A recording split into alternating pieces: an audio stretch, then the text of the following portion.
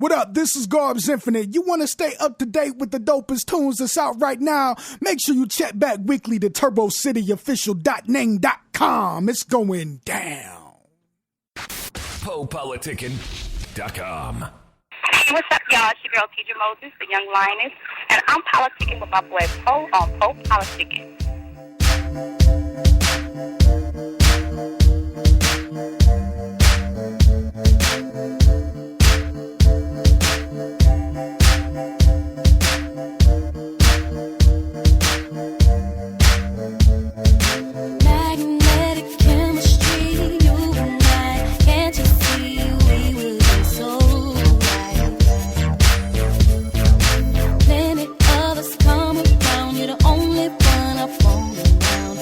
On my mind. Hold up, let me keep my cool. Baby, I'm so into you. Don't wanna give it up too soon. No, not too soon. If you play your cards right, we can both see paradise. It's all up to you. Oh. 'Cause every single night I swear I dream of you. Baby, you're the object of my desire.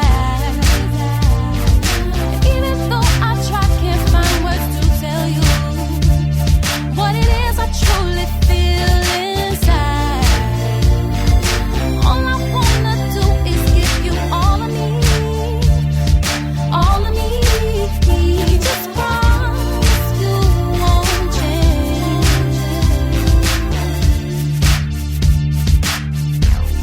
Boy, I swear, kisses never taste so, kisses never taste so sweet. You know what you give to me? Kisses never taste so, kisses never taste so sweet.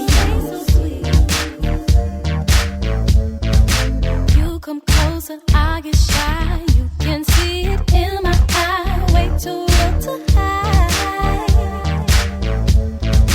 You beg, let me stay. Are you gonna be the same when you get what you want? Oh boy, why'd you have to turn me on? 'Cause now you're making it hard to front. 'Cause every single night I swear I dream of you. Baby, you're the object of my desire. And even though I try, can't find words to tell you what it is I truly feel inside. All I wanna do is give you all of me. All of me. Boy, I swear, kisses never taste so, kisses never taste so sweet. Kisses never taste so, kisses never taste so, they never taste so sweet. Then what you give to me never taste so sweet. All right, welcome back. This is a TurboCity.net Po Politckin exclusive. I am now politicking with Teedra Moses. Moses, how you doing today? I'm very blessed, darling. How are you? I'm good. So for an icebreaker, I just want you to tell us, how would you describe yourself, just as a normal person, not as a artist or everything, just a normal everyday person. How would you describe yourself? Just living in my own world. I kind of ever since I was a kid, I had my own little world I lived in. I was one of those kids with imaginary friends, even though I had four other siblings, actually, 2 brothers and 2 sisters. I just always was in my own little world, doing my own thing. And I'm kind of reclusive, but at the same time, I'm a lot of fun, and I'm social, and I'm goofy. I don't take myself very seriously. Yeah, you sound like me a little bit. So you had you remember that movie Drop Dead Fred? Yeah, I had a drop dead Fred. All right, so how would you describe yourself as an artist, songwriter, and a singer, or anything? I think that as an artist, I'm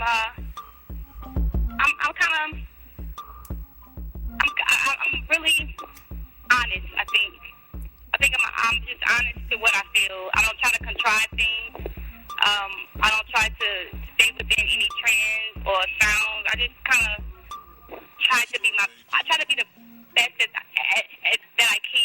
artist, be in whatever the medium may be. Like if I'm trying to write poetry or if I'm writing or if I'm trying to draw something. Cause like sometimes I'll just, out of nowhere, just want to pick up a pen and a pad and start sketching. And I just try to be honest about what I feel, and I just try to convey what it is I feel at that time, because I think as an artist, the reason I do it is not really for anyone else but me. But the fact that I can make music and people appreciate it is a blessing, and I don't disregard it or not appreciate it in any way. But I think my main reason for doing it is myself. I would say I have to. It's therapy. I say I have to disagree with that, because I was going to actually say, like, when I listen to your music, it's like so soulful, and it's like you feel like you're singing to me. So that's what I said. Like, I actually connect with you when I'm listening to your music. It's not a lot of far as like singers that I really connect to, but That's what I'm doing. yeah, because like I said, like that. I never met you or nothing, but when I heard "Be Your Girl," I felt like that's a girl telling me that, like they talking to me, you know. Well, that's good. And I'm gonna say, where do all that soul come from? My mom, my life experience growing up, we're a very soulful family. Like, we grew up in New Orleans, Louisiana, right outside of New Orleans in Canada, actually. We claim New Orleans because it's the closest city that everybody knows. And I grew up in a city where it's just a soulful city. It's a music city. It's an artistic city. It's a culture city. And you see real life things. You know what I'm saying? You grow up seeing it's so much soul in that city and in my community that I grew up in the school that I went to, that I think that everybody that came out of that area and went to those schools, they got something that made them a little bit, they got a little touch of something special because of the experiences that we went through. And I also grew up in a time where, you saw people's parents, walking the kids to school and being all normal, and then crack. And after crack, shit just changed. And I think everybody in that era, if you didn't grasp some souls and your eyes weren't open, you weren't paying attention, you saw things change overnight. You saw, normal families turn into something that you never expected to see overnight. You saw so much crazy shit. And at the same time, in the midst of all that craziness, we were happy. And it was fun. You understand what I'm saying? So I just think that's where my soul comes from my upbringing. Who was an extremely soulful gospel singer, to the experiences in my life. I think I had a very soulful upbringing. Yeah, you remind me of Good Times a little bit when you said that. Yeah, really. But my life wasn't horribly bad. I had, my parents owned their home, 2-parent home, up until a certain point until we moved to California. But I think that, I wouldn't want to trade my upbringing for anything. I'm raising my kids now in a much more comfortable environment, but I still try to make sure I inject soul into their lives. Yeah, I've been say, make sure. I was gonna say actually, because like I try to, we try to be on the motivational tip a little bit, like far as like inspirational stories. And I was reading that like you weren't actually like homeless in the streets, but you was like without a home for a while. So I want to know like, how did you like come from that place? Because it's actually like, it's this one homeless lady, like I see her every day. I've been seeing her for like 6 years, and she never like, what make you want to just, you didn't give up. You kept, pursuing your dream. So what made you do that? Didn't have children, I might have thrown my hands up. And now, let me just note that I have not gone out of place to say once, but twice. Like I went through a couple of times of like having to sleep where I can and send the kids to their grandmothers and stuff like that. But God is good, because I've never had to sleep on the street and I've never had to live in a shelter. And I just think that my mother never gave up on me. No matter what she went through, and I saw her go through far more.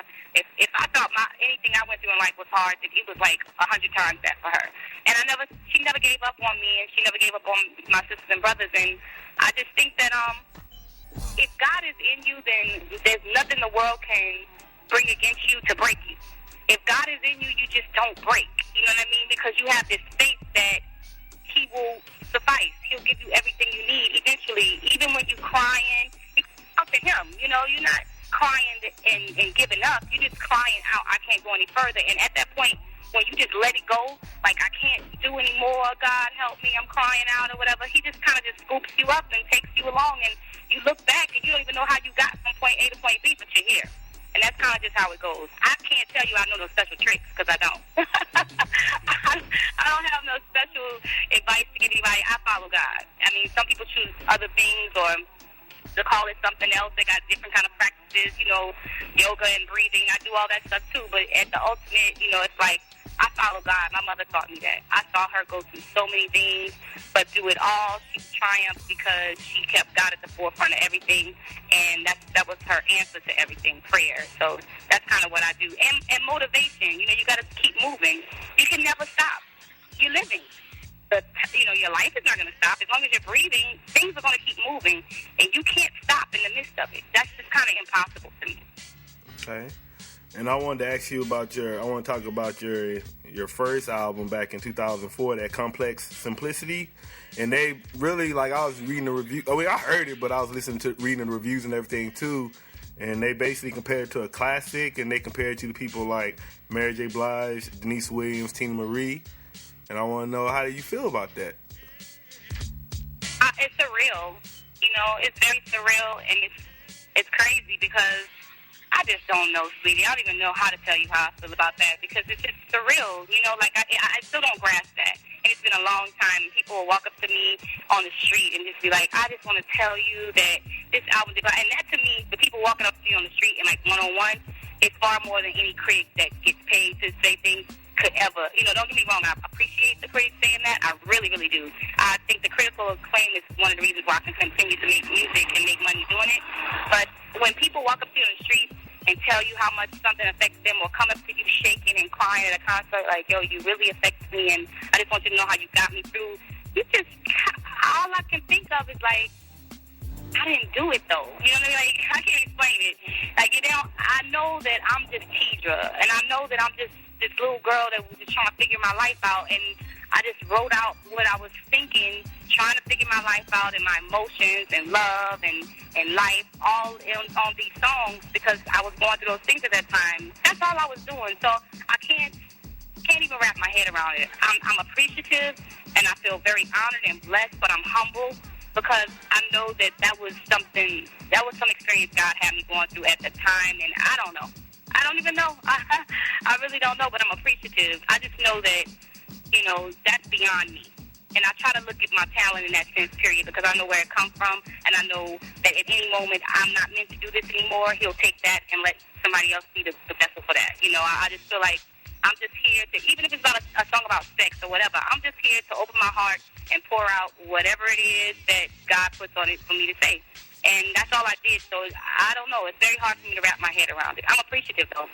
Yeah, I was gonna say too, but at the same time, it didn't really get a lot of mainstream success. And I wanted to say, like, what do you think the reason behind that? Like bad promotion, or like just people just slept on it, or what?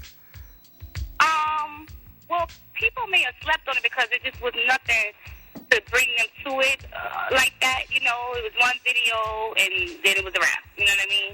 And that's okay because everything works at God's speed and His will and His time. And so I just figured, as well, my mind state was never to be this on a level of like a Beyonce or something like that. And still isn't to this day. I just wanted to make music and travel the world and have enough fans to like pay enough money for me to take care of my kids to live comfortable. Like, really, honestly, I don't think I ever really wanted stardom. And everybody that you see with that wanted it. And they went for it, you know. And I think I just more so set out to make quality music and be a good performer and try to do it as long as I can. My goals are a little bit different than a lot of people in the music industry because I never wanted to be a superstar. I was say, what's your zodiac sign? I wanted to make music. What's your zodiac sign? I would be a sexy Sagittarius. Oh, I was like, you got a lot of confidence. I feel the same way though, because like at the same time, I want to be successful, but I don't want to be like out there, because I don't know. I still want a little. Since I don't want to be out there, sweetheart, I want to be whatever God has for me. But my intention is not to make people love me because I love myself and God loves me and my family loves me. So if they choose to, great. If they don't, I can't do shit about that. I'm not about to stress my life, you know. And that, you have to have a personality that want people to love you to be a superstar, that cares if people are displeased with you. You know, only way I would care if somebody is displeased is if I've done something that I know in my heart of hearts that have hurt you. But oh, I please everybody. I can't please everybody, and I'm not going to ever start being that kind of person. I would say so. This actually goes to. It was another article I read. I read from you that you did. It was a call. It was said, "I choose to be an artist over fame." So it has to kind of relate to that. Like you just want to be a real artist and do what you feel. I want to be an artist. I want to be an artist, like in every sense. You know, I want to one day get to a point where I can design furniture. You know, I want to really take time and travel the world, and I want to get inside of myself as a sketch artist. You know, I want to do a lot. I just feel like God has given me creativity, and it's abundant. I don't have to push myself to one medium. I read somewhere where Fiona Apple, who I love and adore her for her first and second album, and she said, "I don't always want to be a singer and songwriter. It's not who I am." And I'm not saying it's in the sense of me. I'm just saying what she said. She said, "It's not who I am." So some days I just want to be the girl on Santa Monica Beach bumming, with my guitar just sitting there, chilling. That's some days that's who I want to be. And I think that you have to want to always be on in order to be a superstar. But you could be a rock star every day, all day. Because it's just a part of your personality and what you were born with. And I feel like certain people, when God let them out their mother's womb, they came out with this little thing about them. And I think I got that thing, that rock star thing. It's not about superstardom for me. I wasn't made who I am. What my personality is not contrived. It's just who I am. And I've learned over a period of time, from high school to the age I am now, that it's something about that is magnetic. And I don't say that in the sense of arrogance. I really don't. It's all observation. And, it's something magnetic about the way I speak about myself, the way I feel about myself. I feel good about myself, and I think people like to be around me because I feel good about myself. And then some people totally get the fuck away from me because they feel like she feels too good about herself. You know what I mean? I don't know. But superstardom, fame, I feel so good about myself. I don't need somebody else to tell me I'm special. I know it, and it's not that I wouldn't appreciate it. It's not that I won't take it if that's what God has for me and do my best with it. It's just not my desire, and I have to be honest about that. Yeah, and I would say I know you've been dropping a lot of mixtapes, and I actually listened to your last one, The Royal Patience, and I was reading you got a new album coming out too, so I just wanted you to talk about both of them, the mixtape and the album. Well, all my mixtapes are just necessary thing I have to do to relieve myself of music, that I have to get it out, and it's most of the time it's songs I've done over a large period of time. And, even though I do the music for myself, I'm aware there's a lot of people that support me, and they continue to support me, and they push me along, and they tell me, don't quit, never, please keep giving us music, and that's what I do free mixtapes for, because people want to hear my music, I really wish music could be free. I have this theory that it should be some type of sponsorship that pays for music, and everybody gets music for free, and then you just get your, royalties from the radio and licensing and stuff like that. I think music should be free. It should be like, I ain't gonna say the other thing I think should be free, and food should be free, and shelter should be free. But those things should just be free, But I do that because it's emotions that I feel like I want to get out, so I get them out in song. But as much as I do it for myself, like I said, I do want people that do appreciate what I do to hear it, and that's what that's for. And I know I've been taking a very long time to get an album out to everyone, and people get frustrated with me, but I think sometimes when I give them bits and pieces of music to let them know that I'm still doing music, that I have every intention of putting out an album, it's a lot that the consumer don't understand about what it takes to put out an album, and it's all as well, this is my life. It's not a career. It's my life, and my career happens to be in my life. And sometimes in my life, certain things happen where my career can't be the only focus. I have twin sons, and sometimes I have to just fall back and take care of what needs to be taken care of for my home base to be together. And that time had to happen for me, and then get back into music. And then also, as well, shifts in careers. At a certain point, I had to look at what was making the money, and writing was making the money. So I just went over there and got the money. But then at a certain point, I just realized, okay, it's time, because I feel exactly like what I said I was, the Young Lioness. I called myself the Young Lioness since the first album, but I didn't even know why. But today, I truly understand it. It's very clear. It's time to put out the album, because I understand exactly what I'm talking about now. The vision was given to me a long time ago, but I was working on the vision for years and years and years and years, and that's where you get all these little mixtapes and stuff from, because I hadn't solidified what it was I was supposed to do and what the message that I was really trying to say. And now I got it. So now it's time. And it may be, far along from when people expect it or when they want it, but that's just not how shit works all the time. Yeah, I mean, hopefully people can still rock with me. I would say actually, like I said, I was listening to the mixtape. Like it's all original music, so shit, it sounds like an album to me because it's all original music.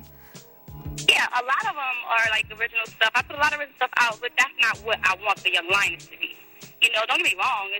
You might find similarities or whatever, but I want to rock me first. Before I can rock somebody else, I gotta rock me. You know, and I just want this complete package. And I know people don't listen to albums anymore, and people just want one song here and there. But I think the people that dig my music and get into my music like complete projects. You know, they still the kind of people that dump the whole album into their iPod and they go through that whole album when they riding down the street or going long drives to Vegas or, you know, cleaning up their house or studying for exams. I think they still want to hear a whole album, you know. I think maybe I'm old school with that, but Nah, you ain't old school. Our form of making an album is just great. You know, there's certain albums like Maxwell's last album and Rick Ross's, I forget which one. Was it Bigger Than Life or Maybach Music? I can't remember what the damn album was called. But the last one he put out, just a really good front to back. And I just want to be a part of that team of people that give, you know, really good front to back albums. So I just can't say, oh, I got all these songs. They're all good songs, but they don't really have the focal point I'm trying to get a point, but they're good songs, so we don't make an album. I don't really want to do that. I just really want it to be good to me. And then somebody might say, oh, this ain't good. This ain't as good as blah, blah, blah. I can't worry with that. But if I rock me, then I did my job. So what advice would you want to give to, you know, I guess just people that want to get in the music industry as a writer or as a, both ways, if they want to do it as a singer and then if they want to do it as an artist or just somebody that's want to get in the industry, what advice would you give them? The same advice I would give anybody wanting to do anything. First and foremost, know what the fuck you're doing. You know what I mean? Do you know how many people I know from my family to all kinds of, they want to be rappers and they want to blah, blah, blah, but what, are you good? You know what I'm saying? Like, first you got to stop and say, can I do this? You know, am I good at this? Not just, can I, you know, is it okay? Because you have to stand out. You know, in this industry, everybody wants to be a superstar, man. You can go on YouTube and, you know, fart your way into fame. You know what I'm saying? So it's like everybody wants to be a superstar. So you just got to make sure you have something about yourself that is unique, either in your grind, where maybe your music is not that good, but your grind is magnificent, or your music is so amazing that it's going to stand out. Make sure that something is good about you. After you have that down pat, then you take, especially as an artist, you look at the first 5 blocks that you live on. Saturate those first. Then push out to the next 5. Then push out, you got the whole city. And concentrate on where you are now. I know a lot of people want to get to like if they live in Milwaukee, they want to get to New York or LA or whatever. Figure out how you can get it popping where you are. I think that in the way the industry is now, whether you're a producer or a singer or songwriter, you got to make these people come to you because there's so many people in their face saying, hey, look at me, look at me, look at me. And you can do that while you're making them come to you, but you have to make them come. You can't think that they're just going to pick you up because you're here and you're halfway decent. You have to draw them to you. You know, there's artists that's been around and been doing it. They still have to make sure people come to them. They still have to, you know, do something specific in their marketing campaign or make something specific in their music that draws people to them. You can't just be mediocre in talent and business. One of them got to be on another level. And if your music is mediocre, then you need to really step up your business game as far as your marketing and creative ideas of how you're going to get your music to people. And like I said, that could just be right there in your neighborhood. Start with where you are. That's my best advice. All right, and I want to know, do you have anything you want to say to your fans? Yes, thank you. I don't think, Poe, they understand how much I truly appreciate them. If you ever see me on the street, walk up to me, say hi, please. I appreciate it. I don't feel like I'll ever be a person that won't appreciate it. I'm so grateful. I'm grateful that they're still here, first off. I'm really, really grateful that people still follow and appreciate it and support me and push me along and pray for me. I try to do the same for them. I just feel like if they connect to my music because I'm being honest, then they connect to me as a person, and in this universe we are friends, and I really appreciate them. All right, I want to say I appreciate you for coming through doing an interview for us.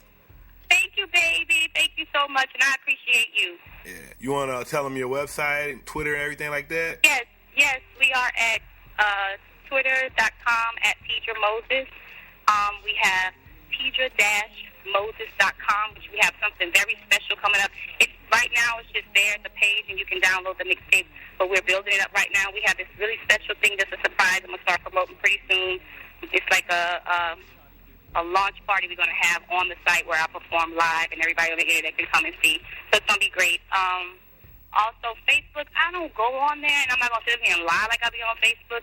Actually doing that more so for promotion, but I don't even know what it is. How does Facebook work? What is it, like Facebook/Teedra Moses or something? I don't know. I don't really know, but I got one of those. And and we have the MySpace, myspace.com/Teedra Moses. So check us out.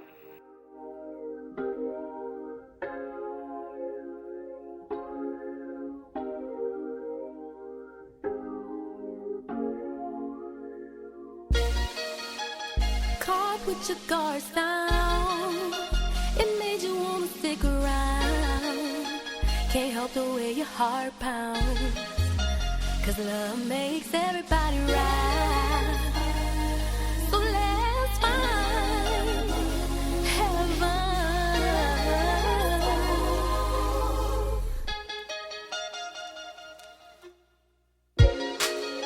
Well, I'm Teedra Moses on the throne. See, on the underground, I'm internationally known. Rebel, kind of sexy soul. That's why track it to mix, make it go.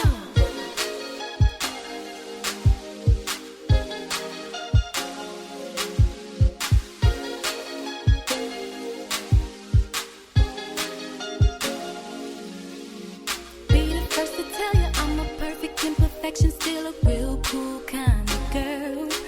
And I've been doing my own thing for a while, but now I want somebody cool in my world. Thorough kind of dude who really knows what it is that he truly wants. You see, you can't change me, who I wanna be. You can love it or leave it alone if you with it, daddy.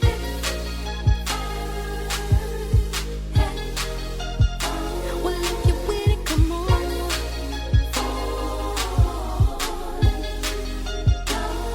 Now everybody,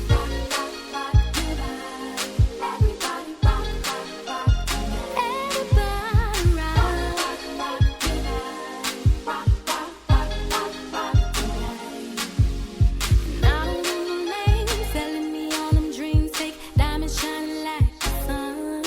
I need an educated mind, steady working, that's fine, Mr. He